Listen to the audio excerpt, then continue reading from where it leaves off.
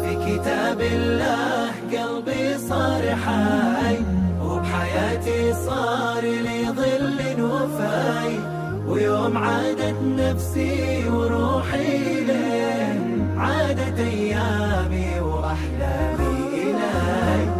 في كتاب الله قلبي صار حي، وبحياتي صار لي ظل وفاي، ويوم عادت نفسي وروحي ليه عادت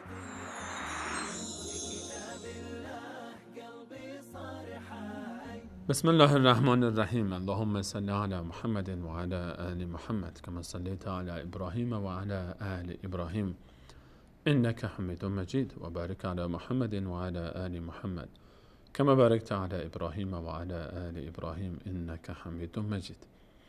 عرض سلام دارم و ادب و احترام خدمت همه شما خوبان و سروران.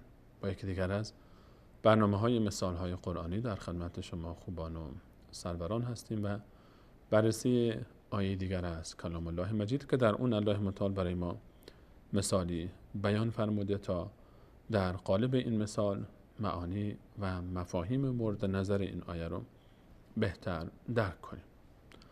یکی از معانی و مفاهیمی و از مسائل بسیار مهمی که در قرآن کریم بسیار به اون تاکید شده و در کمتر سوره‌ای از قرآن کریم یافت میشه که نسبت به این موضوع صحبت نشده باشه، درک صحیح و فهم درست توحید و پرهیز از نقطه مقابلش شرک هست. شرک بزرگترین گناهی که اگر کسی بدون توبه از شرک از این دنیا رفت، یقینا در قیامت از جمله جهنمیان است و هیچ راه بخششی وجود نخواهد داشت برای اون، چرا که الله متعال فرمود ان الله لا یغفر ان یشرک به و یغفر ما دون ذلک لمن یشاء. الله متعال هرگز کسی رو که شرک میکنه نمیبخشه و اینکه شرک بشه به الله تعالی او رو نخواهد بخشید. کسی که بدون توبه از دنیا بره در آخرت هرگز این گناه بخشیده نخواهد شد و غیر از این رو برای هر کسی که بخواد میبخشه.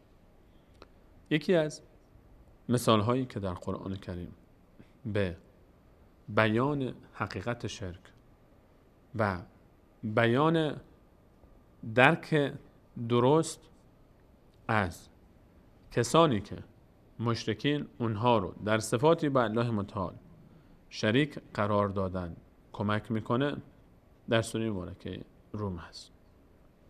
الله متعال در سوره مبارکه روم برای ما یک مثال میزنه. در آیه 28 در آیه 28 الله متعال مثال میزنه و مفهوم در این مثال و مراد از این مثال این هست تا ما درک بکنیم، تا کسانی که مبتلا شدن به شرک و فکر میکنن مخلوقات الله متعال درجه و مقامی دارن که میتونن در دنیا دخل و تصرف داشته باشن، به خوبی بفهمن که واقعا آیا این گونه هست یا نه. این آیه و این مثال در آیه 28 بعد از این ذکر میشه که الله متعال در آیات گذشته دلایل بسیار فراوانی برای قدرت خودش ذکر میکنه. از آیه 18 که الله متعال حمد و تسبیح و ثنای خودش رو ذکر میکنه، اشاره میفهمد اون کسی است که مرده رو از زنده و زنده رو از مرده خارج میکنه و زمین رو حیات میده و همینطور شما رو هم زنده خواهد کرد. و میفهمد از آیات و نشانهای قدرت او این است که شما رو از خاک خلق کرده، سپس انسانی قرار داده و شما رو منتشر ساخته روی زمین. در آیه 21 میفهمد و باز از نشانهای قدرت او این است که برای شما همسر آفریده و این همسر رو به این خاطر آفریده تا با او آرامش بیابید و بین شما مودت و رحمت گذاشته و این از نشانه‌هایی است برای کسانی که اهل تفکر باشند. و همچنین میفهمد و باز از نشانه‌های الله متعال خلقت آسمان و زمین و اختلاف زبانهای شما و رنگهای شما انسان هاست و این در این نشانه است و نشانه هایی است برای کسانی که علم دارند. و باز می‌فرماید و از نشانه های قدرت الله متعال این هست که شما رو در شب و روز خواب میاره و این که شما میرید و به دنبال رزق و روزی میگردید و در این نشانه هایی است برای کسانی که میشنوند. و باز می‌فرماید و از نشانه های الله متعال این است که رعد و برق میفرسته، رعد و برقی که از اون میترسید و امید دارید باران بیاد و باران میفرسته و زمین رو بعد از مرگش برای شما حیات میده و در این هم نشانه هایی است برای کسانی که عقل دارند. و باز میفرماید ببینیم چقدر تاکید روی این آیات. بعد از همه این تاکیدها یک مثال زده میشه. در آیه باز 25 الله متعال میفرماید و از نشانه های قدرت الله متعال این است که آسمان و زمین رو برافراشته و نگه داشته و بعد شما رو با یک ندا همه رو در روز قیامت خارج میکنه و هر آن چیزی که در آسمانه و هر آن چیزی که در زمینه از الله متعال است و همه برای او فرمان بردارند. و باز میفرماید با او کسی است که ابتدای آفرینش رو به وجود آورده و او دوباره آفرینش دیگر در قیامت ایجاد خواهد کرد و کار دوم آسانتر است برای او و برای او سبکتر است و مثالها بهترین مثالها برای الله متعال است و بهترین صفات و کاملترین صفات از آن الله متعال است. بعد از این همه تعریف و توصیف و بیان دلایل مختلف برای عظمت الله متعال و قدرت الله متعال، الله متعال میفهمد ضرب لكم مثلا من انفسكم، ضرب لكم مثلا من انفسكم. ای کسانی که فکر میکنید که مخلوقات الله متعال از ملائکه، از انبیا، از اولیا، جن و انس صاحب اختیارن در آسمان و زمین، فکر میکنید فلانی صفاتی داره که این صفات این شایستگی رو به او داده که بگیم یا فلان مدد، فلانی مال میده، فلانی ثروت میده، فلانی قدرت میده، فلانی اختیار زمین دستشه، فلانی اختیار آسمان دستشه، فلانی زمین رو مدیریت میکنه، فلانی باران میده، فلانی بچه میده، فلانی رزق و روزی میده، فلانی این کار میکنه، فلانی این کار میکنه، فلانی این کار. آیا شما نیندیشیده اید؟ یک مثالی الله متعال میزنه اینجا، ضرب لكم مثلا من انفسكم. الله متعال برای شما یک مثالی میزنه از خودتون. این همه آیات که قبل از این ذکر شد و نشانه های عظمت الله متعال مد نظر داشته باشید. ذاتی با این عظمت، الان شما اومدید مخلوقاتی رو با الله متعال و برخی صفات شریک کردید و اومدید از اونها کمک میطلبید، مثالی میزنن الله متعال و فکر میکنید اینها در کائنات دخل و تصرف دارن، فلانی ید الله، فلانی قدرت الله، فلانی عین الله، فلانی اذن الله، نعوذ بالله از این تعبیرات که زیاد میشنن و اینها الله متعال به اینها این اختیارات رو داده. خب باش، الان یک مثال میزنه الله متعال. این مثال رو ضرب لكم مثلا من انفسكم، مثالی از خود شما برای خود شما زده شده تا درک کنید که آیا این اعتقاد و باور شما درسته یا نه. باش، مثال اینه، هل لکم، با سؤال، هل لکم، آیا برای شما، مما ملکت ایمانکم، از اون کسانی که زیر دست شما هستن، ملکت ایمانکم ملک یمین، ملک یمین به کی میگفتن؟ اون کسانی که ملک انسان هستن و اونها رو با قدرت انسان گرفته. یمین یکی از معنیشه. ملک یمین معنی ساده ترش به کی میگفتن؟ به غلام، برده، کنیز. یک غلام نوکری، برده، کنیزی.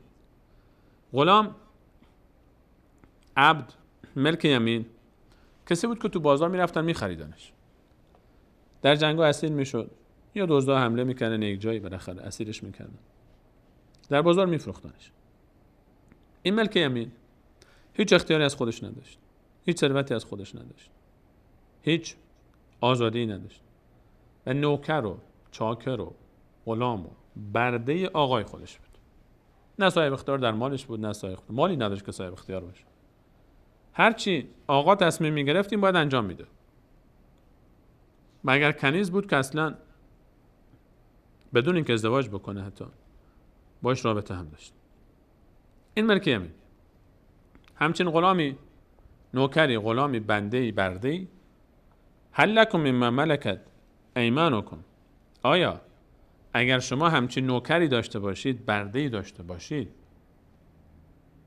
و این نوکر و برده شما بخواد با شما شریک بشه در مال شما، آیا این اجازه رو بهش میدید؟ آیا شما انسان‌ها حاضرید که نوکری داشته باشید، ملک یمینی داشته باشید، برده و غلامی داشته باشید، بعد بیایید و ثروت خودتون رو، اون رزق و روزی که الله متعال به شما داده، امکانات و فرصت‌هایی رو که به شما داده، با اون شریک کنید؟ آیا این کارو میکنید؟ یک سوالی از ما انسان ها که در قالب این سوال الله متعال میخواد به ما بفهمونه.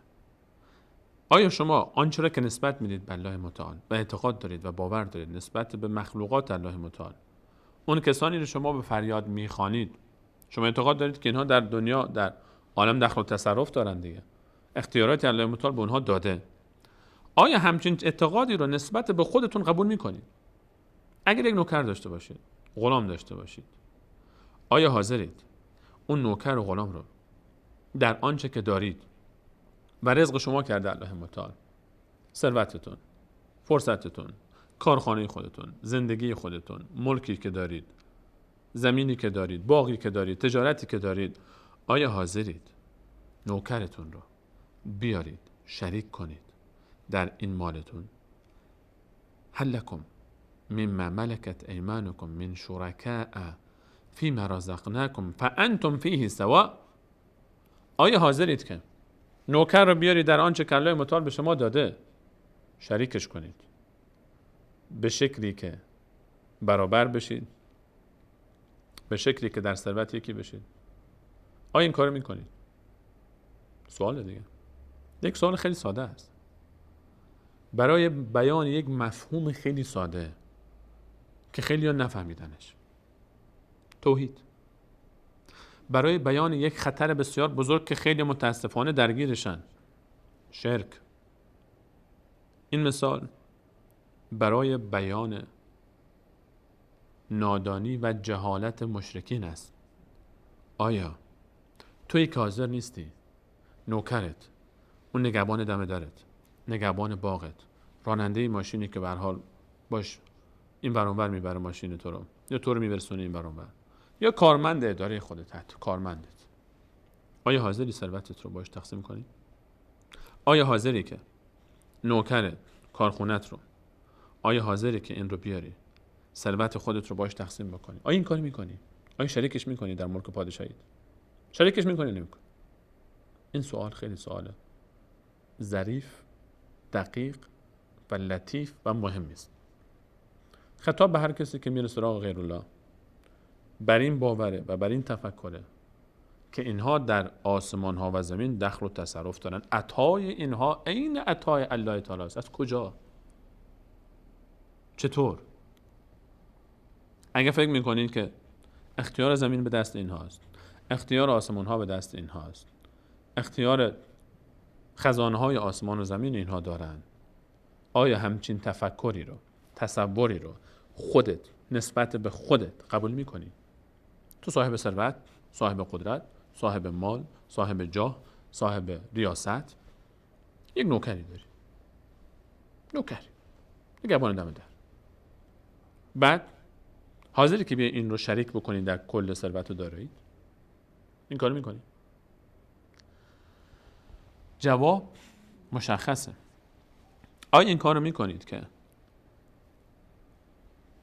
شریکی قائل بشی که فانتم فیه سواء، از همین نوکرا بیاد در ملک تو، تخافونهم کخیفتکم انفسکم، میترسید از اینکه این کارو بکنید، میترسی از اینکه حاضر نیستی حتی نوکرت رو بیاری در ملکت شریک بکنی، یک برده و غلامو داشته باشی، میترسی، همونطوری میترسی که خیفتکم انفسکم، که حاضر نیست یک انسان آزاده ای رو بیاری شریک کنی. توی انسان، تویی که میگی یا فلان مدد، خوب گوش کن، خطاب اینایی برای این افراد، همه افرادی که فکر میکنن غیر الله، من دون الله، مخلوقات الله تعالی اختیاراتی دارن در آسمان و زمین. حالا این مخلوقات ملکی باشه، پیامبری باشه، امامی باشه، ولی باشه، سنگی باشه، بتی باشه، ستاره‌ای باشه، خورشیدی باشه، پیری باشه، هر کی میخواد باشه. کسانی که فکر میکنن مخلوقات الله متعال قدرت هایی دارن که الله متعال به اینها داده، با این توجیه الله متعال مثال میزن. آیا خودت حاضری که ثروت و قدرتی رو که الله متعال به تو داده، این رو یک بخشیش رو بیاری بدی به یکی از نوکرانت؟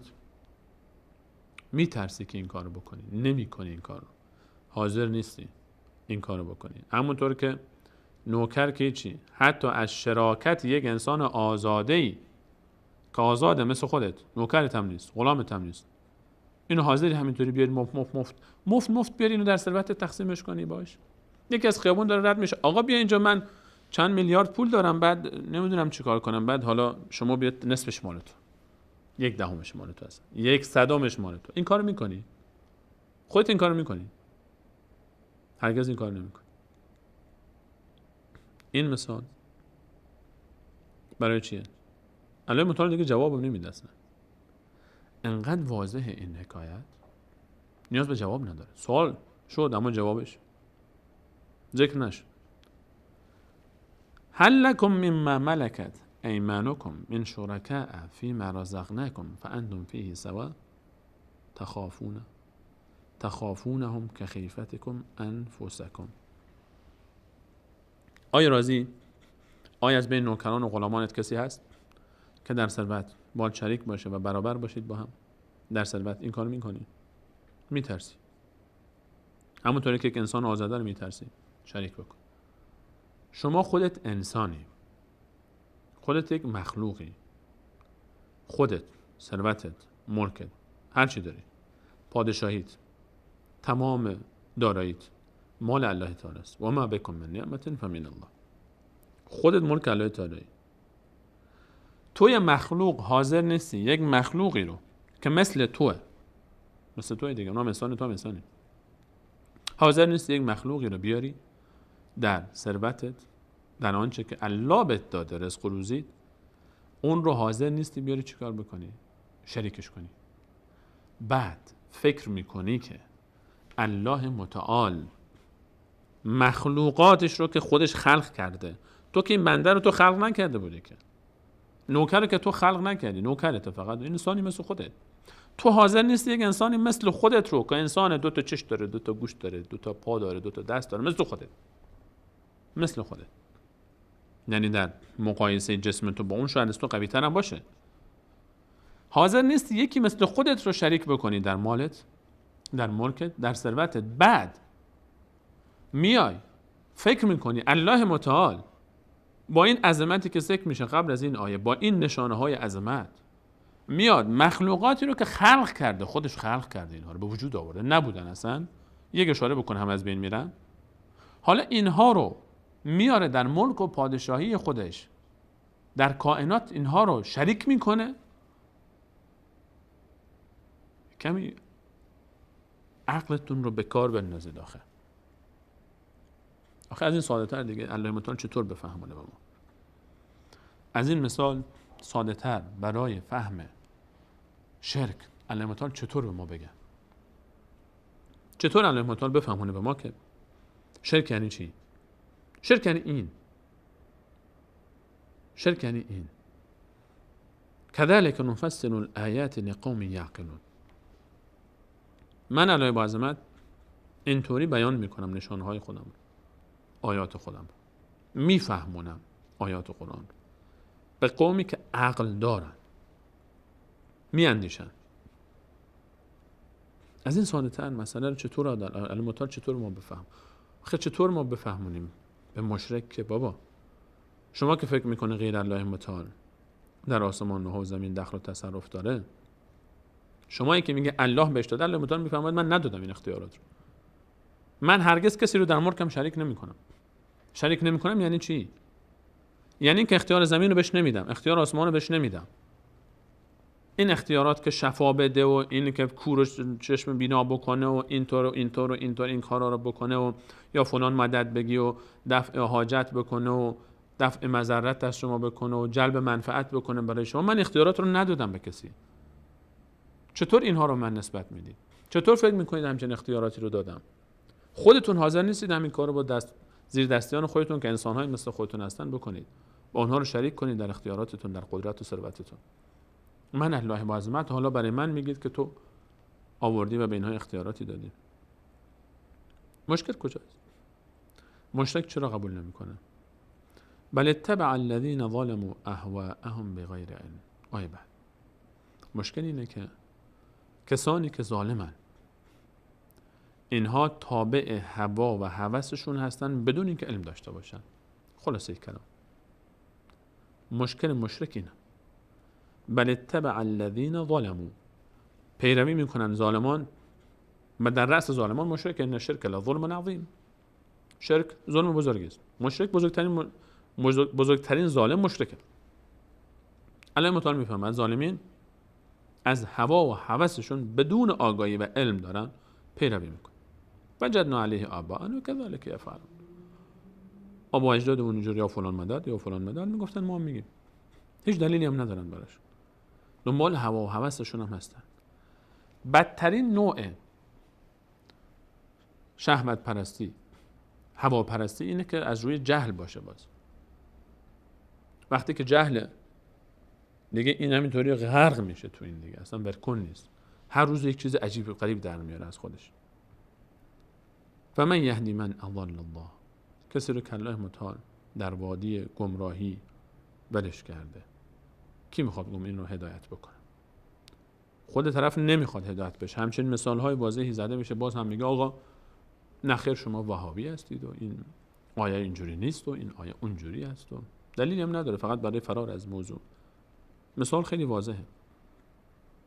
پاسخ چیه؟ پاسخی نیست جز اعتراف به وحدانیت الله متعال، جز رد آن اعتقادات خرافی و شرکی. اما نمیپذیره. وقتی کسی نپذیره هدایت نمیشه.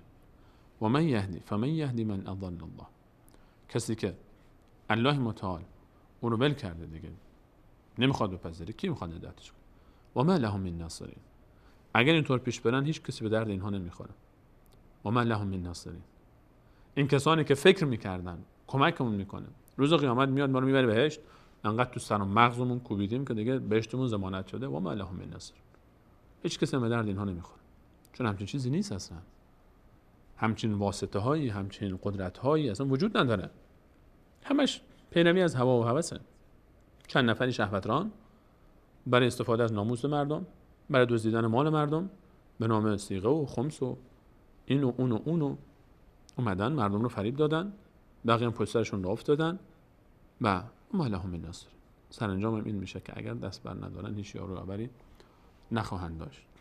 الله متعال در این مثال با بیان خیلی ساده برای ما فهموند که وقتی خودتون حاضر نیستید ملک، پادشاهی، قدرت و ثروتتون رو با یک نوکری که پیش شما نوکر شماست و انسانی مثل خود شماست شریک بکنید، چطور الله متعال قدرتش رو، پادشاهیش رو و ملکش رو به مخلوقاتی میده که اونها رو خودش خلق کرده؟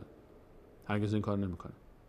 با آنچه کسانی که شما به غیر الله متعال به فریاد میخوانید و یا فلان مدد و یا فلان مدد میگین، اونها نمیتونن جلب منفعتی برای شما داشته باشن و نه دفع مضرتی. پس برگردید، وگرنه اگر بر نگشتید اون موقع هیچ یار و یاوری روز قیامت نخواهید داشت.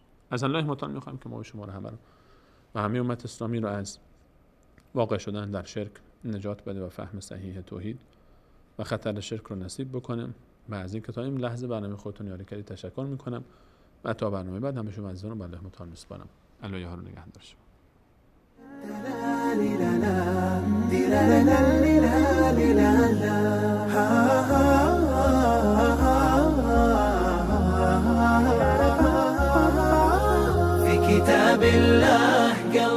صار حي، وبحياتي صار لي ظل وفاي، ويوم عادت نفسي وروحي ليه عادت أيامي وأحلامي إلي. في كتاب الله قلبي صار حي، وبحياتي